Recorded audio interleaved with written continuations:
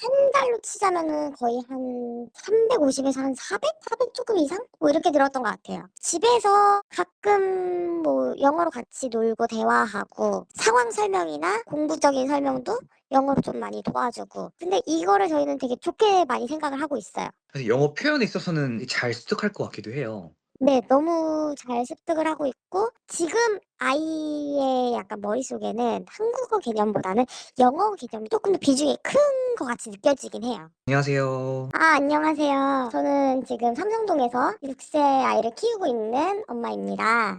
혹시 자녀분은 어느 영어 유치원 다니고 계세요? 4살 때부터 다니고 있습니다. 사실 영어 유치원에 대한 정보들이 뭐 네이버 카페 정도 많은데 실제 경험을 통해서 한번 질문을 좀 해 보고자 하거든요. 자녀는 그럼 언제부터 영어 유치원 다니셨어요? 4세 후반부터 영어 유치원을 다니게 됐습니다. 그럼 지금 몇 년 동안 다니신 거죠? 4 세, 5 세, 6세 이렇게 지금 3년 다녔습니다. 그 영어 유치원에 대한 장점도 물론 있겠지만 사람들이 특히 단점에 대한 부분들이 많이 궁금해하더라고요. 영어 유치원 다니시는 곳을 삐처리할 예정이긴 한데 지금 현재 다니시는 영어 유치원의 단점을 꼽자면 사실 저는 엄청 너무 만족스럽게 보내고 있긴 한데 아무래도 가장 큰 단점은 비용이 아닐까 싶어요. 기본 비용이 원비, 뭐 셔틀비, 교재비, 뭐 재료비, 식사 요런 거 다 합해서 한 250 에서 300 정도 기본으로 들지 않을까 싶어요. 아 기본이 250에 300 이요? 네. 그럼 기본이라고 하면 추가적으로 들어가는 비용이 더 있나 보네요.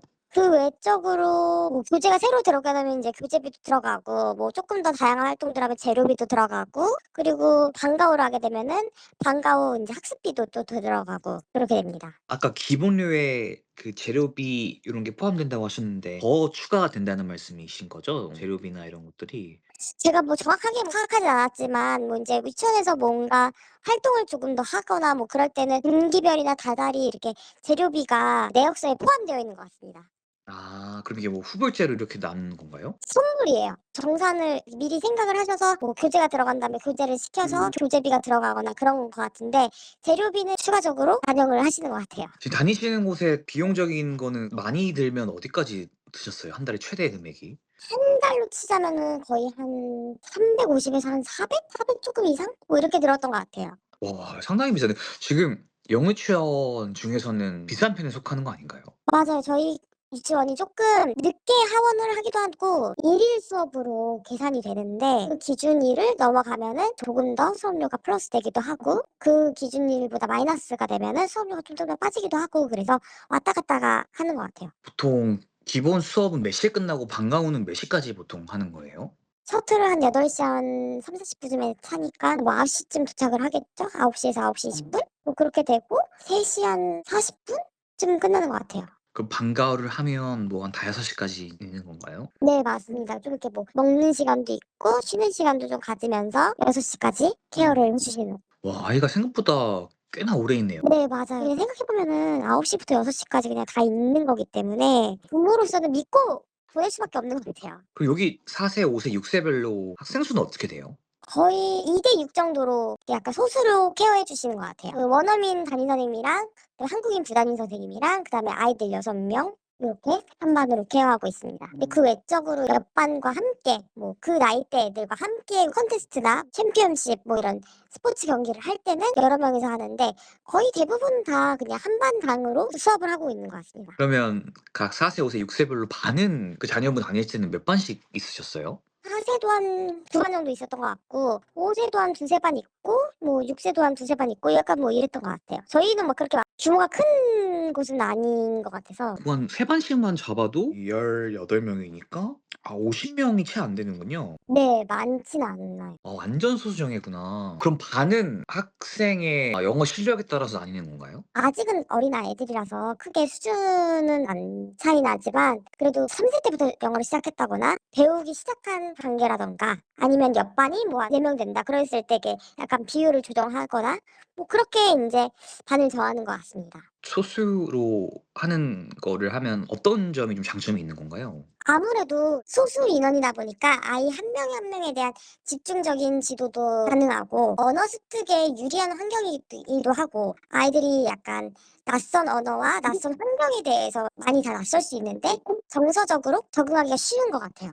저희가 이제 뭐 비용 얘기하다가 이렇게 소수정예까지 말씀을 드렸는데 그럼 또 다른 단점이 있다면 뭐가 있을까요? 영어 유치원은 엄밀히 말하면 유치원이 아니기 때문에 유치원생들이 소풍을 가는 거를 갈 수가 없어요. 너무 이렇게 원 안에만 있는 그게 장점이지 않을까 싶어요. 그 자녀분 다니시는 곳 포함해서 거의 뭐 대부분의 영유가 그렇단 말씀이신 건가요? 네. 가끔 뭐 가는 곳도 있었던 것 같은데 거의 웬만해서는 가지 못하는 걸로 알고 있어요. 제가 뭐 정확히는 아니지만 뉴스 썸네일 보다 보니까 초등학교도 그런 소풍을 못 간다라는 기사를 본 것 같긴 하거든요. 맞아요. 아무래도 뭐 수학교도 못 가는 환경들이 요새 많다 보니까 영어 유치원 같은 경우는 엄밀히 말하면 영어 학원이기 때문에 약간 그런 제약이 있는 걸로 알고 있어요. 그래서 그런 데를 못 가고 그냥 뭐 흙놀이를 한다든가 약간 그런 걸로 알고 있습니다. 그럼 이게 다니시는 곳이 뭐 학습식, 체험식 구분을 한다면 좀 어떤 건가요? 저희는 약간 절충식에 어떻게 보면 좀 가까운 편이긴 한데 주변의 말을 들어보면 7세 때 올라가면은 아무래도 조금 더 학습식으로 빠진다고는 들었어요. 아, 지금 자녀분이 6 세신데 7세 때가 되면 쪼끔 더 학습식으로 간다. 네. 그냥 직관적으로 봤었을 때는 놀이식은 정말 뭔가 이렇게 액티브하게 노는 게 중심인 학습식은 그렇죠. 정말 뭐 외우게 하고 약간 그런 거로 직관적으로 이해되는데 그런 게 맞나요? 네 맞습니다. 그러니까 학습식은 아무래도 우리 아이가 잘하는 거를 원하시는 부모님들이 보내기 때문에 앉아서 리딩 본문을 많이 읽으면서 문제풀이 많이 하고 한 주제를 가지고 라이팅도 다양하게 써 보면은 아이들이 아무래도 점차 실력이 더 늘게 되니까 전반적으로 뭐 리딩, 라이팅, 리스닝, 스피킹 이런 분야가 다 향상되게 굿이 잘 나오게 하는 데가 학습식이고 놀이식은 조금 많이 놀면서 자연스럽게 영어를 접하게끔 하는 데가 놀이식인 거고요. 절충식은 말 그대로 그 사이를 반반 섞어 놓은 게 절충식인 거고요.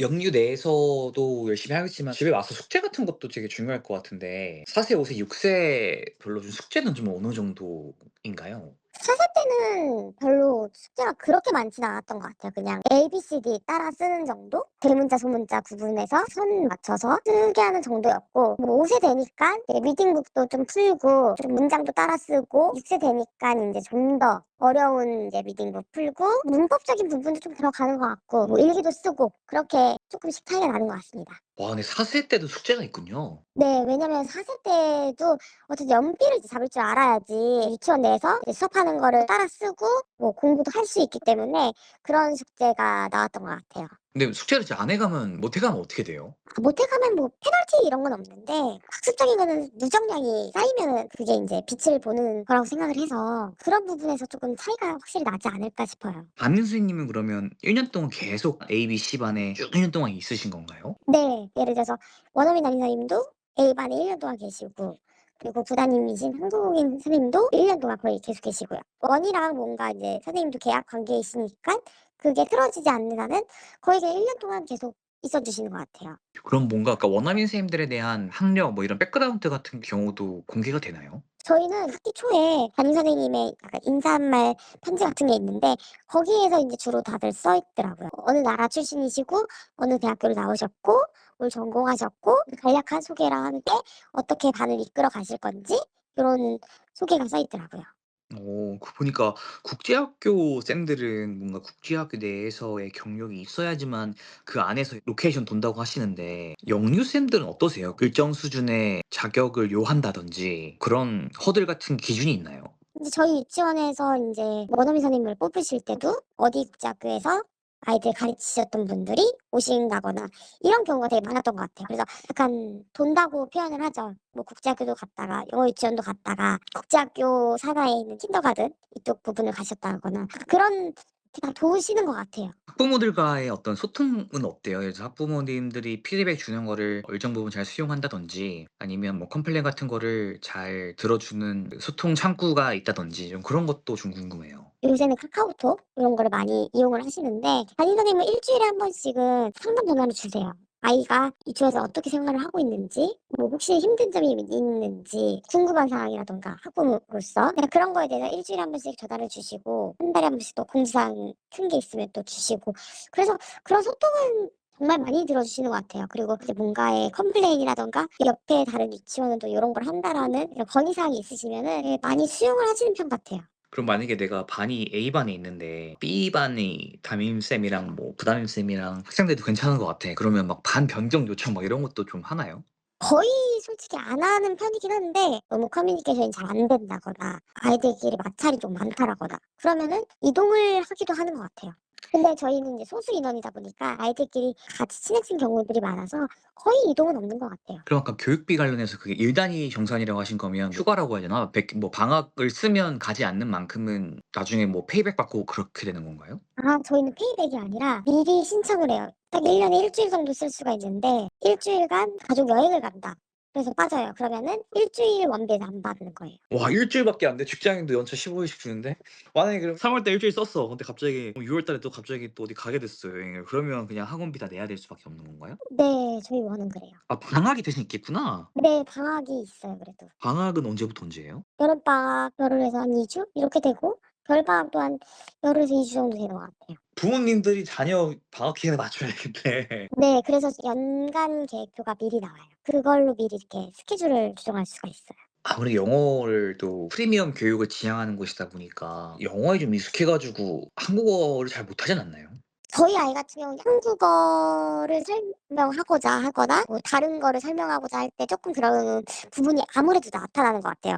영어를 사용을 하는 시간이 길다 보니까. 그래서 저희는 집에서 뭔가를 설명할 때 영어로 많이 설명해 주는 것 같아요. 그럼 부모님의 역할도 중요하겠네요. 집에서 가끔 뭐 영어로 같이 놀고 대화하고 상황 설명이나 공부적인 설명도 영어로 좀 많이 도와주고 근데 이거를 저희는 되게 좋게 많이 생각을 하고 있어요. 사실 영어 표현에 있어서는 되게 잘 습득할 것 같기도 해요. 네. 너무 잘 습득을 하고 있고 지금 아이의 약간 머릿속에는 한국어 개념보다는 영어 개념이 쪼끔 더 비중이 큰 것 같이 느껴지긴 해요. 그럼 뭐 외국인에 대한 거부감이나 이런 거는 많이 없겠네요. 4, 5, 6세 다니고 계신 거면. 그 유치원에서도 선생님들이 흑인 선생님도 계시고 백인 선생님도 계시고 아시아인이신데 인제 영어를 많이 사용하시는 선생님들도 계시고 그렇게 약간 다양한 인종으로 섞여 있다 보니까 외국인에 대한 거부감은 전혀 없는 것 같아요. 아까 소수정예를 말씀해 주셨는데 자녀분은 내년 7 세까지도 계속 다니실 계획이신가요?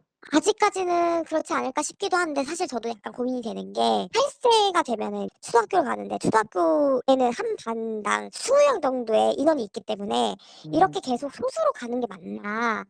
그런 게 솔직히 음. 살짝 고민이 되기는 해요. 영어 유치원 중에서도 뭐 인원이 한 반에 한 15 명에서 20명 정도 되는 유치원들이 있는데 거기 다니시는 분들한테 '거기 유치원은 어떤 분위기인가.'